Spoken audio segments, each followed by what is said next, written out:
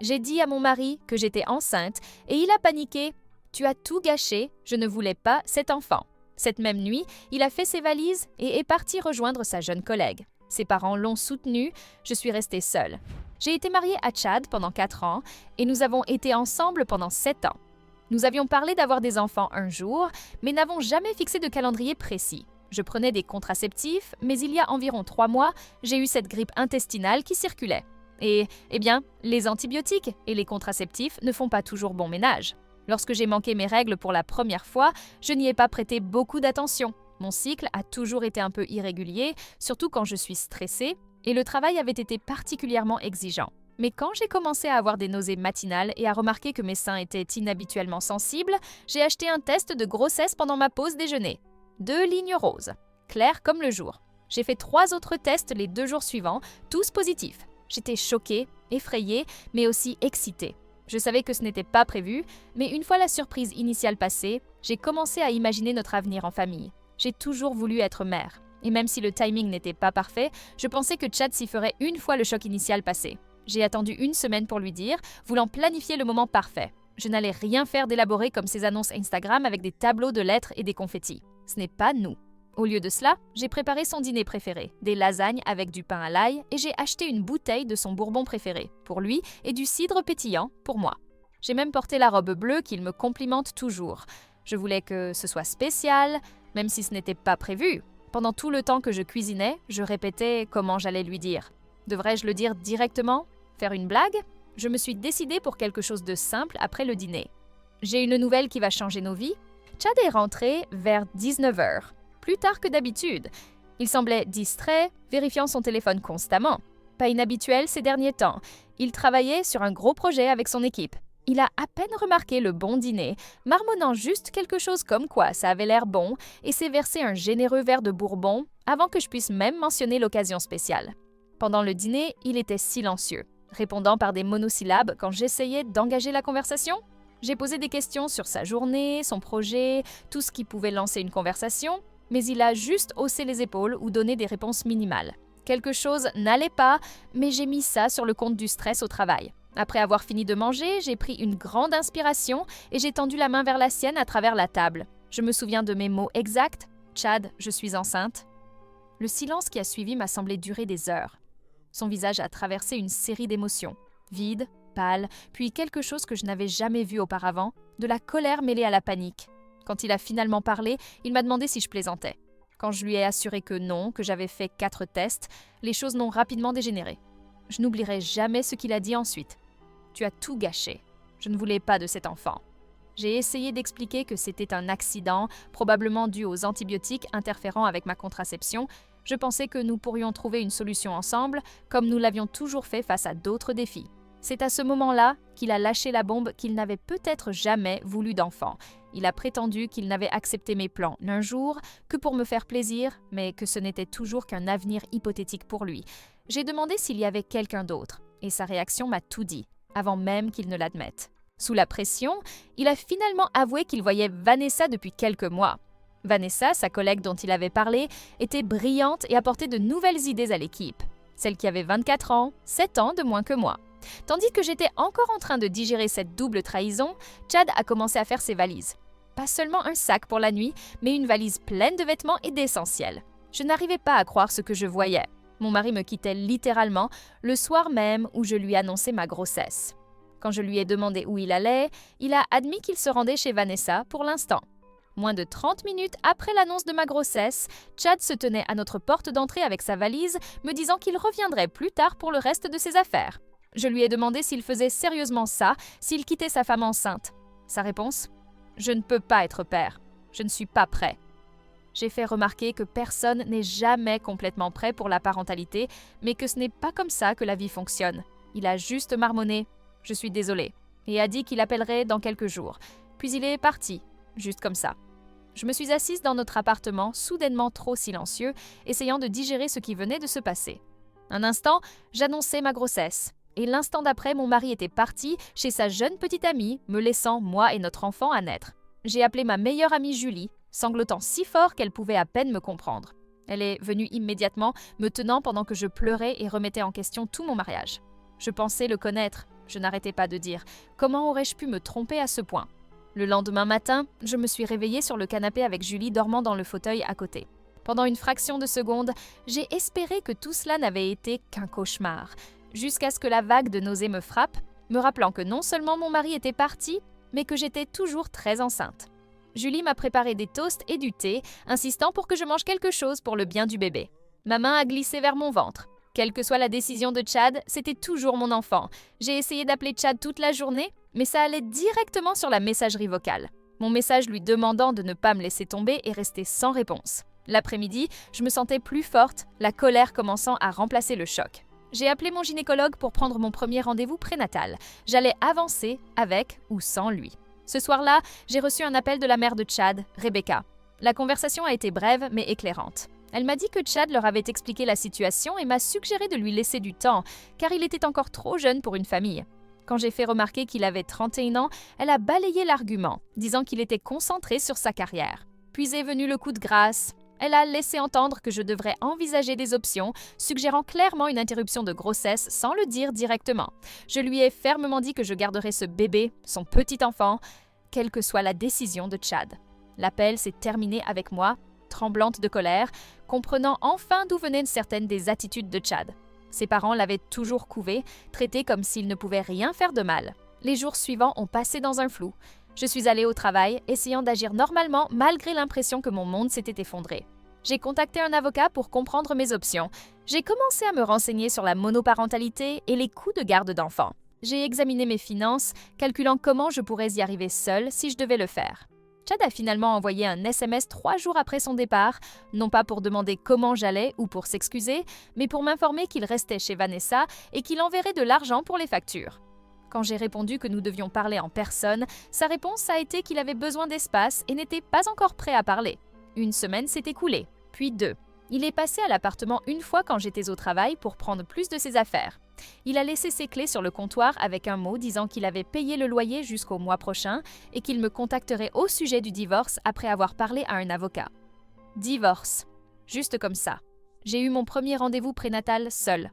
Quand la technicienne a fait l'échographie et que j'ai entendu le rythme cardiaque de mon bébé pour la première fois, ce son rapide, rythmé, bruissant, j'ai fondu en larmes.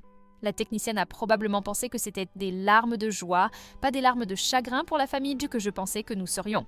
Le bébé mesurait bien, ils m'ont donné une petite impression de l'image de l'échographie, juste une petite tache en forme de haricot, mais déjà mon enfant. Je l'ai mise sur le réfrigérateur en rentrant à la maison, un rappel que quoi qu'il arrive avec Chad, cette petite personne comptait sur moi. 3 semaines après le départ de Chad, son père, Roland, m'a appelé. Contrairement à l'approche froide de Rebecca, il a au moins demandé comment j'allais. Quand je lui ai dit honnêtement que je n'allais pas très bien après avoir été abandonnée pour une femme plus jeune et que j'ai mentionné que sa femme avait suggéré l'avortement, il a essayé d'arranger les choses. Il a affirmé que Rebecca ne le pensait pas comme ça et qu'ils étaient juste préoccupés par la carrière de Chad et ses perspectives de promotion. Il a qualifié ma grossesse de timing malheureux et a expliqué que Chad n'était tout simplement pas en mesure d'être père pour le moment. J'ai rappelé à Roland que je n'avais pas non plus prévu d'être une mère célibataire, mais que les adultes gèrent les défis inattendus de la vie. Il a offert une aide financière, mais a clairement indiqué que Chad devait se concentrer sur sa carrière et que lui et Vanessa avaient un lien. Après avoir accroché, j'ai réalisé quelque chose d'important. J'étais complètement seule dans cette situation. Chad avait choisi Vanessa. Ses parents l'avaient choisi. Il n'y avait plus que moi et mon bébé maintenant. Mais d'une certaine manière, cette réalisation était clarifiante. Je n'avais plus à me demander. Je n'avais plus à espérer que Chad revienne. Je pouvais commencer à planifier ma vie, notre vie, sans le poids de l'incertitude. J'ai appelé Julie ce soir-là et lui ai dit que je devais déménager. Il y avait trop de souvenirs dans notre appartement. Elle a immédiatement proposé sa place jusqu'à ce que j'en trouve une nouvelle. En regardant l'appartement que nous avions partagé, j'ai ressenti quelque chose d'inattendu. Une petite lueur d'espoir. Pas pour une réconciliation, ce pont était complètement brûlé, mais pour l'avenir. Mon avenir. L'avenir de mon bébé. Ce qui allait suivre serait difficile. Je n'avais aucune illusion à ce sujet. Maternité célibataire, divorce, reconstruire ma vie à partir de zéro. Rien de tout cela ne serait facile. Mais une chose dont j'étais certaine, mon enfant ne se sentirait jamais indésirable. Pas de ma part, et peut-être que cela suffirait. Demain, je rencontre à nouveau l'avocat pour entamer la procédure de divorce. Chad pense qu'il peut simplement partir. Nous verrons bien. Je suis peut-être à terre en ce moment, mais je ne suis pas KO, loin de là. Avant de passer à la première mise à jour, abonne-toi, car la suite réserve encore plus de rebondissements inattendus. Première mise à jour. Waouh! Je n'arrive pas à croire que ça fait 1 an depuis mon dernier message. Tout d'abord, merci à tous ceux qui ont commenté avec des conseils et du soutien. J'ai lu chaque message, même si je n'ai pas pu répondre à tous. Vos mots ont eu plus de sens que vous ne le savez pendant ces jours sombres. Tant de choses qu'un peu se sont passées, et pourtant, écrire cette phrase me semble une sous-estimation. J'ai un fils maintenant, un petit humain qui dépend de moi pour tout. Il s'appelle Thiago, il a 8 mois, et malgré tout, c'est la meilleure chose qui me soit jamais arrivée. Hier, j'ai réalisé quelque chose qui m'a arrêté net alors que je pliais ses chaussettes incroyablement petites. Chad ne l'a jamais rencontré. Pas une seule fois. Pas à sa naissance, pas pour son premier sourire, pas pour son premier Noël, jamais. Le père de mon fils vit à moins de 30 minutes et il est un parfait étranger pour son propre enfant. Je suppose que je devrais reprendre là où je m'étais arrêtée. Le divorce a été prononcé quand j'étais enceinte de 7 mois. Chad n'a rien contesté, ce que mon avocat a dit être inhabituel, mais a tout accéléré. Le juge a ordonné une pension alimentaire raisonnable basée sur le revenu de Chad, ce qui est déjà ça. Bien que ce soit irrégulier, j'y reviendrai plus tard. J'ai déménagé de notre appartement et j'ai trouvé un plus petit appartement de 2 chambres plus près de Julie. Le loyer est plus élevé que je ne le voudrais, mais c'est dans un bon quartier scolaire, ce qui, j'ai appris, est quelque chose auquel on commence à penser bien plus tôt qu'on ne l'attend. Ma salle à manger est maintenant à moitié une annexe de la chambre d'enfant, avec un parc, une balancelle et ce qui ressemble à une petite boutique de jouets explosant dans mon salon. Marie Kondo aurait une crise cardiaque. Thiago est né un mardi soir après 19 heures de travail. Julie était ma partenaire d'accouchement, me tenant la main et me donnant des copeaux de glace pendant que je jurais que je ne pouvais pas le faire. Les infirmières n'arrêtaient pas de poser des questions sur le père et je me suis lassée d'expliquer, alors j'ai juste commencé à dire « il n'est pas dans le tableau », ce qui me semblait à la fois vrai et une énorme sous-estimation. Ces premières semaines ont été un flou d'insomnie, de douleur au mamelon, désolé, trop d'informations, et de me demander si je faisais les choses correctement. La nuit où nous sommes rentrés à la maison, Thiago n'arrêtait pas de pleurer et je me souviens d'être assise sur le sol de ma salle de bain à 3 heures du matin, pleurant aussi, googlant « Pourquoi bébé ne dort pas ?» sur mon téléphone pendant qu'il hurlait dans mes bras. Je ne m'étais jamais sentie aussi seule ou aussi dépassée, mais nous avons survécu. Jour après jour, nous avons compris ensemble, Thiago et moi. J'ai appris ses pleurs. Affamé sonne différemment de fatigué, qui sonne différemment de « je veux juste être tenu ». J'ai découvert qu'il adorait qu'on lui chante des chansons, même si je ne sais pas chanter juste. J'ai vu sa personnalité émerger petit à petit. Il est observateur, têtu, je me demande d'où il tient ça, et a un rire qui peut illuminer toute la pièce. Le travail a été compliqué. J'y suis retournée quand Thiago avait 10 semaines parce que j'avais besoin d'argent. Ma patronne Anastasia a été étonnamment compréhensive, me laissant travailler de chez moi 2 jours par semaine. Trouver une garde d'enfants m'a presque brisée, financièrement et émotionnellement. La crèche coûte plus cher que mon loyer, ce qui semble absolument fou, mais c'est la réalité pour beaucoup d'entre nous. J'ai trouvé un endroit qui ne nécessite pas de contracter un 2e prêt hypothécaire, mais c'est quand même une énorme partie de mon budget mensuel. Les aspects financiers ont été l'une des parties les plus difficiles. La pension alimentaire de Chad arrive parfois, mais il y a toujours une excuse quand elle est en retard. Sa voiture avait besoin de réparation, il a eu des dépenses imprévues, il change de travail. Le mois dernier, elle a eu 2 semaines de retard parce que lui et Vanessa étaient en Espagne. J'ai vu les photos sur Instagram avant qu'ils ne prennent la peine de répondre à mes messages concernant le paiement manquant. En parlant de réseaux sociaux, j'ai commis l'erreur de consulter ses profils quelques mois après la naissance de Thiago. Ils étaient là. Chad et Vanessa, l'air bronzé et insouciant dans un bar sur le toit, aucun signe de nuit blanche ou de vêtements tachés de régurgitation dans leur monde. Je les ai bloqués tous les 2 après ça. Julie dit que c'est mieux pour ma santé mentale et elle a raison. Julie a été ma bouée de sauvetage à travers tout ça. Elle vient avec des plats à emporter quand je suis trop épuisée pour cuisiner, tient Thiago pour que je puisse prendre une vraie douche et ne se plaint jamais quand je ne peux parler que de la consistance du caca de bébé ou des régressions du sommeil. Elle a même organisé une petite baby shower quand j'étais enceinte de 8 mois, après que tous les amis de Chad m'aient ignorée. C'est drôle comme les gens choisissent leur camp si vite. Les parents de Chad ont été intéressants. Après avoir initialement soutenu leur fils abandonnant sa femme enceinte, ils ont changé d'avis une fois que Thiago est né. J'ai reçu un SMS de Rebecca environ 1 mois après sa naissance, demandant à voir leur petit-fils. Je n'ai pas répondu tout de suite, essayant de comprendre ce que je ressentais à ce sujet. Puis sont arrivées des fleurs, des vêtements de bébé, même une lettre manuscrite expliquant à quel point ils aimeraient faire partie de la vie de leur petit-fils. J'ai finalement accepté une courte visite quand Thiago avait 4 mois. C'était gênant pour dire le moins. Rebecca n'arrêtait pas de commenter à quel point il ressemblait à Chad quand il était bébé, tandis que Roland prenait environ 50 photos avec son téléphone. Ils ont apporté des cadeaux de bébé coûteux et ont parlé de créer un fonds pour ses études universitaires. Pas une seule fois ils n'ont mentionné l'absence de leur fils ou ne se sont excusés pour leur comportement précédent. Quand ils ont demandé à le prendre pour une nuit, j'ai dû poser une limite ferme. Pas question que je laisse mon nourrisson aller n'importe où sans moi, surtout avec des gens qui avaient pratiquement suggéré que j'interrompe ma grossesse 1 an plus tôt. Cette conversation ne s'est pas bien passée. Rebecca m'a accusé d'utiliser Thiago pour punir Chad, ce qui était fort de café étant donné que Chad n'avait montré aucun intérêt à rencontrer son fils. C'est la partie que je n'arrive toujours pas à comprendre. Comment savoir qu'on a un enfant et ne pas s'en soucier? Ne pas se demander à quoi il ressemble? Comment il grandit? S'il est heureux, Chad a envoyé de l'argent, parfois, mais n'a jamais demandé une photo, une vidéo ou une visite. C'est comme si Thiago était un concept abstrait pour lui. Pas une personne réelle, avec ses yeux et son menton faussette. J'ai essayé d'être la personne la plus mature. À la naissance de Thiago, j'ai envoyé un simple SMS avec ses statistiques de naissance et une photo. Pas de réponse. J'ai créé un album photo partagé en ligne où je télécharge occasionnellement des photos, juste au cas où Chad voudrait un jour voir ce qu'il manque. Autant que je sache, il ne l'a jamais ouvert. Pour le premier Noël de Thiago, j'ai envoyé une carte de vœux avec sa photo à l'adresse de Chad.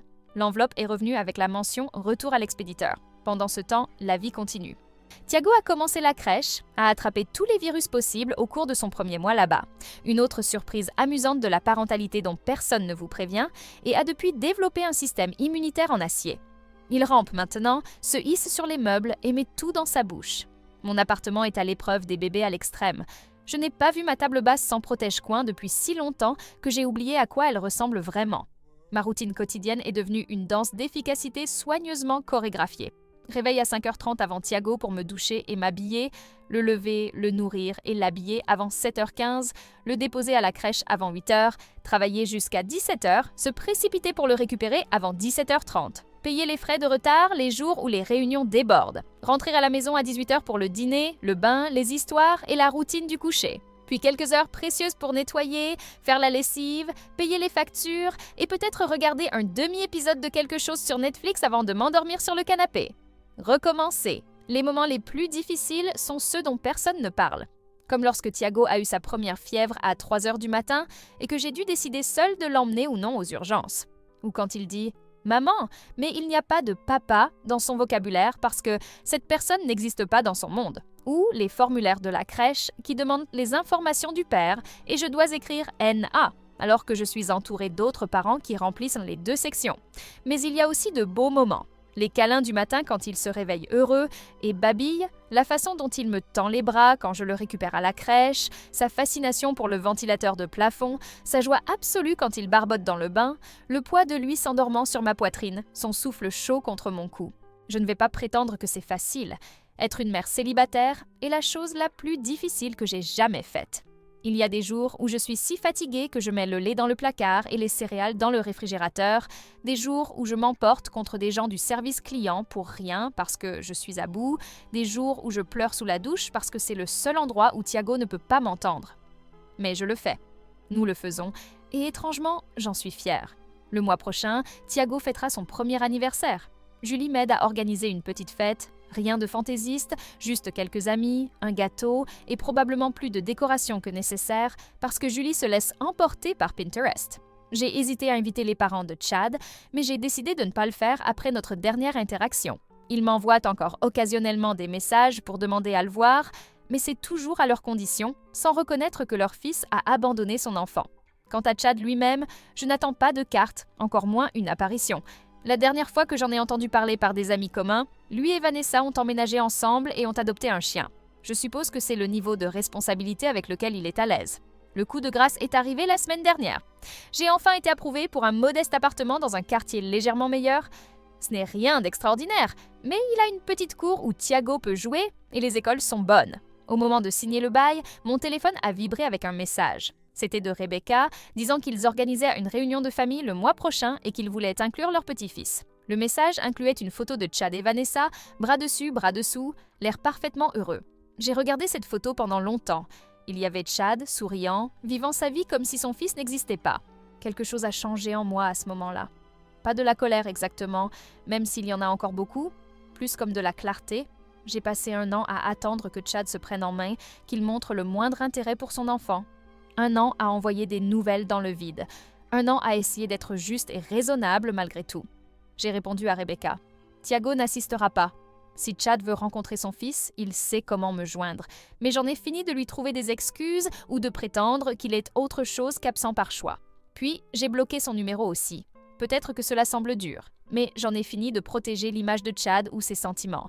J'en ai fini de porter toute la charge émotionnelle pendant qu'il vit sans conséquence. J'en ai fini de faire semblant, pour le bien de Tiago, que son père pourrait soudainement s'intéresser à son existence. La vérité est que nous sommes mieux sans quelqu'un qui pourrait si facilement s'en aller. Tiago mérite des gens dans sa vie qui le choisissent, qui sont là pour lui, qui l'aiment inconditionnellement. Je ne peux pas forcer Chad à être cette personne. Alors nous y voilà, 1 an plus tard. Une mère célibataire et son fils contre le monde. Ce n'est pas la vie que j'avais prévue, loin de là.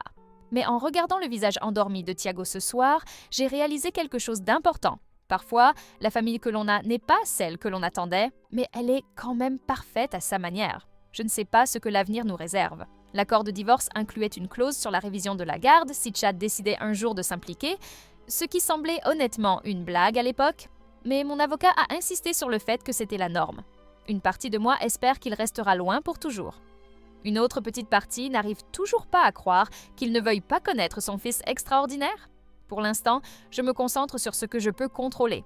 Construire un foyer stable, créer des souvenirs heureux, être à la fois maman et papa du mieux que je peux, et peut-être, juste peut-être, trouver un moyen de faire confiance à nouveau un jour. Mais c'est un problème pour la future Mélissa. La Mélissa actuelle doit finir la lessive et aller se coucher. Tiago se lèvera à 6h du matin que je sois prête ou non. Voilà mon bilan. 1 an, un bébé parfait et un jour à la fois.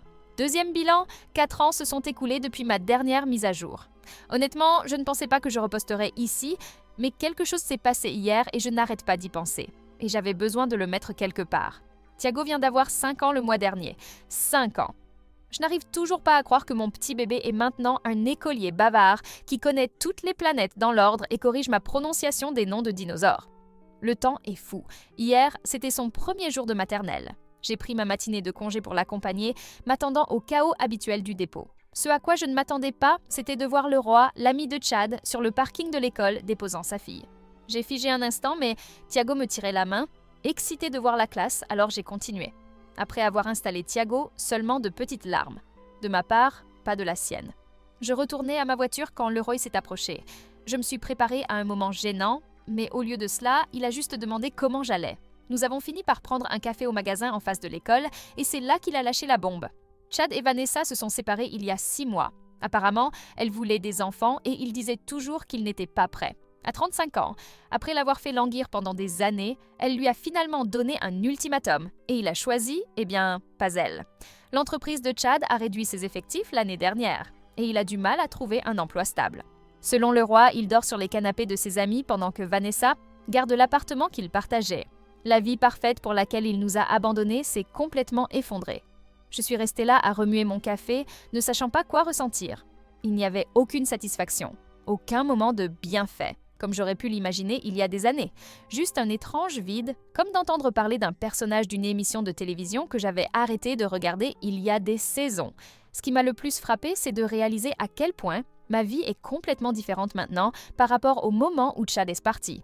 Après des années à jongler entre la maternité célibataire et le travail, les choses se sont enfin stabilisées. Je suis dans la même entreprise depuis 6 ans maintenant et l'année dernière, Anastasia m'a promu chef de projet senior. L'augmentation de salaire signifiait que je pouvais enfin me permettre d'acheter une petite maison de ville dans un bon quartier scolaire. Rien de fantaisiste, mais c'est à nous avec les empreintes de main de Tiago peintes sur le mur de sa chambre et un petit jardin où nous cultivons des tomates qui ne réussissent jamais tout à fait. La stabilité financière a été difficilement acquise. Il y a eu tant de nuits de feuilles de calcul et de calculs budgétaires pesant chaque dépense. La pension alimentaire de Chad a finalement cessé complètement autour du 3e anniversaire de Tiago. Après de multiples paiements manqués, j'ai déposé une plainte auprès de l'agence d'exécution, mais Chad avait changé de travail tant de fois que c'était comme chasser un fantôme. Finalement, j'ai décidé que le stress de me battre pour cela n'en valait pas la peine. Je préférais que Tiago me voie calme et présente plutôt qu'anxieuse et en colère pour de l'argent dont nous pouvions nous passer. La question que je redoutais a commencé à surgir il y a environ 1 an. Pourquoi n'ai-je pas de papa? a demandé Thiago pendant que nous faisions les courses, complètement à l'improviste. Je m'étais préparée à ce moment, j'avais lu des articles sur les explications adaptées à l'âge, mais rien ne vous prépare à regarder dans ses yeux innocents.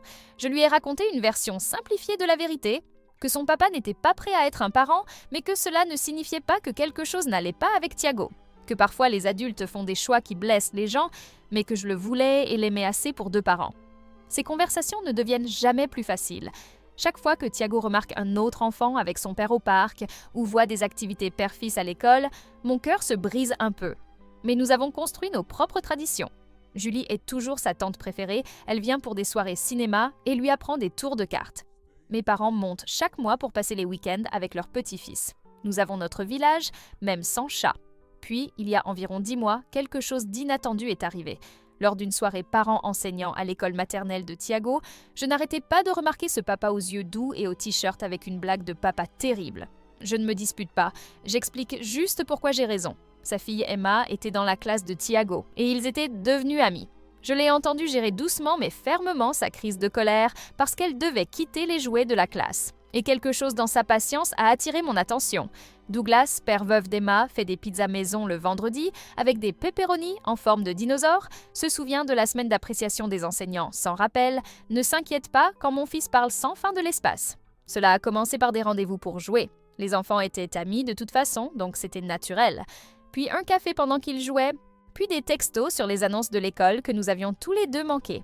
Puis un dîner un soir après que l'entraînement de football d'Emma et Thiago ait duré tard. Puis plus de dîners, plus de textos, plus de conversations qui s'étiraient tard dans la soirée après que les enfants soient endormis. Douglas n'a jamais rien précipité. Il a compris le package deal. Moi et Thiago, toujours. Il posait des questions réfléchies sur les intérêts de Thiago, lui apportait des livres sur les étoiles après avoir entendu parler de sa phase spatiale. La première fois qu'il a réparé la selle bancale du vélo de Thiago sans qu'on le lui demande, j'ai failli pleurer devant la simple gentillesse de son geste. 6 mois plus tard, Douglas m'a raconté la perte de la mère d'Emma à cause du cancer quand Emma n'avait qu'1 an, à quel point il avait été terrifié d'élever une fille seule, comment il avait gardé les photos de sa mère partout pour qu'Emma la connaisse. La sincérité brute de son chagrin et de son amour m'a fait lui faire confiance d'une manière que je n'avais fait confiance à personne depuis des années. Nous sortons ensemble officiellement depuis 7 mois maintenant. Les enfants savent que nous sommes des amis spéciaux et semblent vraiment heureux de nos rendez-vous de jeux combinés. Le mois dernier, Douglas et moi avons eu la conversation sur la direction que cela prenait. Rien de dramatique, juste assis sur ma véranda après que les enfants soient endormis, parlant honnêtement de nos espoirs et de nos peurs.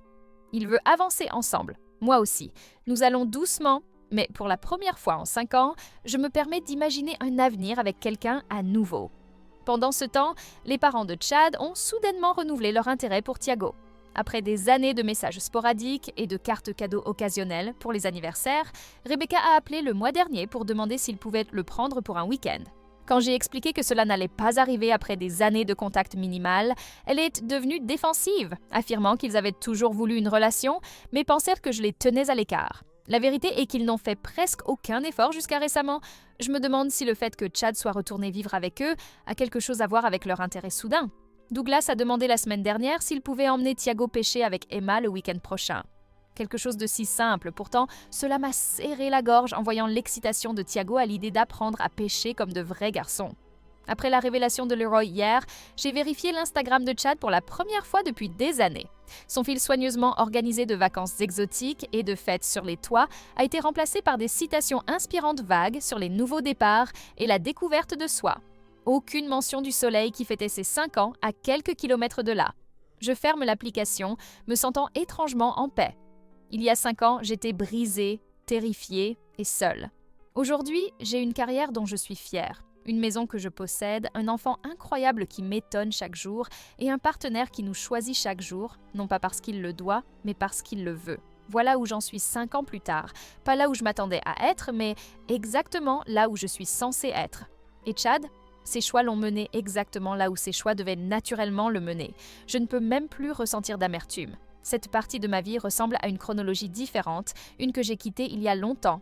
3e mise à jour, samedi dernier, a commencé comme n'importe quel autre jour. Petit déjeuner de pancakes, puis se précipiter au match de football de Thiago. Douglas et moi étions blottis sous un parapluie à regarder la foudre bleue quand Douglas m'a donné un coup de coude. « Est-ce quelqu'un que tu connais ?» De l'autre côté du terrain se tenait Chad. Après 7 ans d'absence complète, mon ex-mari regardait simplement notre fils jouer au football. Aucun avertissement, aucun message prévenant, rien. À la mi-temps, Thiago a couru pour de l'eau, excité par son jeu défensif. C'est à ce moment-là que j'ai remarqué Chad s'approcher de nous. Thiago l'a également repéré, demandant qui était cet étranger. Avant que je puisse répondre, Chad était là, commentant maladroitement à quel point Thiago avait grandi. J'ai renvoyé Thiago à son équipe et j'ai confronté Chad. Il a admis que sa mère avait mentionné le calendrier de football. Bien sûr. Rebecca. L'augmentation soudaine du contact de ses parents prenait tout son sens maintenant. Douglas s'est présenté et j'ai remarqué que Chad a légèrement tressailli quand il a revendiqué le titre de père de Thiago. Je l'ai corrigé, biologiquement seulement. Après quelques mots tendus, Chad a demandé si nous pouvions parler après le match. J'ai accepté à contre-cœur de 20 minutes au café voisin. Douglas a emmené Thiago et Emma pour une glace de victoire pendant que je rencontrais Chad. Il m'avait commandé un cappuccino, ne sachant pas que j'étais passée au latte il y a des années, un petit détail qui a d'une certaine manière mis en évidence à quel point les choses avaient changé. L'histoire de Chad est venue par morceaux. Une thérapie pendant 1 an, 8 mois de sobriété, un retour chez ses parents après sa rupture avec Vanessa. L'aveu le plus étonnant fut qu'il avait en fait demandé à ses parents de limiter le contact avec Thiago car il ne supportait pas le rappel de ce qu'il avait abandonné. Maintenant, il voulait arranger les choses et connaître son fils. Je lui ai dit clairement que Thiago n'était pas le bébé qu'il avait abandonné, mais une personne avec des sentiments et une vie dont Chad ne savait rien. Il a reconnu qu'il ne pouvait pas simplement arriver et être papa, puis il a posé des questions sur ma relation avec Douglas. Quelque chose comme de la douleur a traversé son visage quand je lui ai dit que Douglas avait été plus un père qu'il ne l'avait jamais été. J'ai accepté d'envisager une rencontre supervisée avec des conditions strictes. Je serais présente, ce serait bref, et s'il disparaissait à nouveau, ce serait fini pour toujours. 3 jours plus tard, après avoir parlé avec Douglas et notre thérapeute familial, j'ai organisé une rencontre dans un parc. En parler à Thiago a été plus difficile que prévu.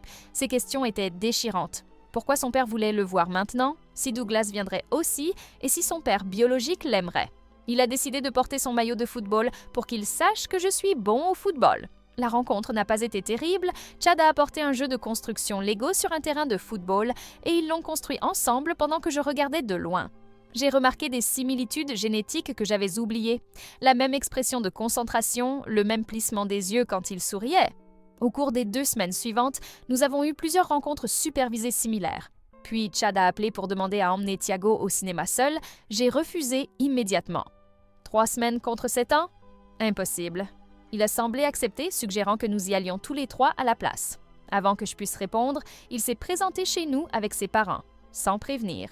Roland et Rebecca ont insisté pour aller de l'avant en tant que famille, tandis que Chad a murmuré qu'il leur avait dit que ce n'était pas la bonne façon. Je les ai renvoyés chez eux, mais Chad a demandé à me parler seul. C'est alors qu'il a lâché la bombe. « Je t'aime toujours, Melissa. Je n'ai jamais cessé. » L'audace était à couper le souffle. Il a suggéré que malgré ma relation avec Douglas, nous devrions envisager de nous réunir en tant que vrais parents de Thiago parce que notre fils méritait cette chance. Je lui ai demandé de partir, disant que j'avais besoin de réfléchir. Quand Douglas est descendu, je lui ai raconté la déclaration de Chad. Douglas n'a pas pu cacher son inquiétude concernant le fait que Chad soit le père biologique de Thiago, mais je l'ai rassuré en lui disant que j'étais exactement là où je voulais être. Plus tard, cette nuit-là, Chad a envoyé un message disant qu'il pensait ce qu'il avait dit à propos de vouloir une autre chance avec notre famille. J'ai fixé ces mots, ressentant un étrange mélange de colère et de pitié. L'homme qui est parti quand j'avais le plus besoin de lui n'était pas quelqu'un en qui je pourrais jamais faire confiance à nouveau. Demain, j'appellerai Chad pour établir des limites claires sur son rôle dans la vie de Thiago, en tant que père biologique seulement, pas en tant que mon partenaire. Certains ponts, une fois brûlés, restent des cendres. Si cette histoire t'a plu et que tu veux encore plus d'histoires Reddit choquantes, abonne-toi maintenant et ne rate pas les prochaines. Psalms Parbisan.